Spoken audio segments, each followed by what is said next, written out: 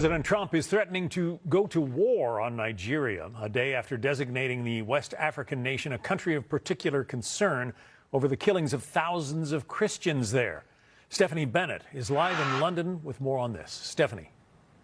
Hey, John. Yeah, the president has been very vocal in the last 24 hours on Truth Social. I want to read you just a couple excerpts of one that came out 5 minutes ago. The president said, quote, "If the Nigerian government continues to allow the killings of Christians, the USA will immediately stop all aid and assistance to Nigeria and may very well go into that now, quote, disgraced country, guns a-blazing," he says. He is then hereby instructing our Department of War to prepare for possible action.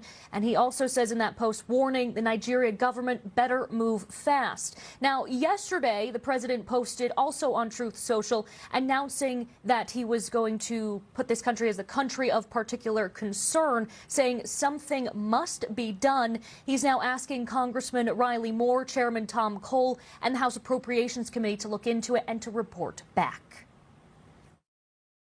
I think this is going to make a huge difference, and we're going to get right to work on this and get to the bottom of what's happening and give President Trump a full menu of options that we can use to try to stop these killings. Yeah, and Moore says there's about 15 possible options, including suspension of security assistance and targeted sanctions. Nigeria is, of course, considered one of the most dangerous places in the world to be a Christian, according to the well-regulated Open Doors International Group. Over the years, thousands of Christians have been killed in churches, schools, and entire villages have been burned. Some even brand it a genocide.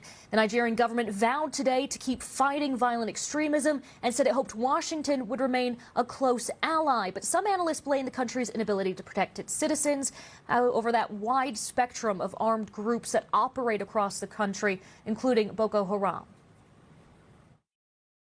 I think fundamentally Nigeria is a failed state.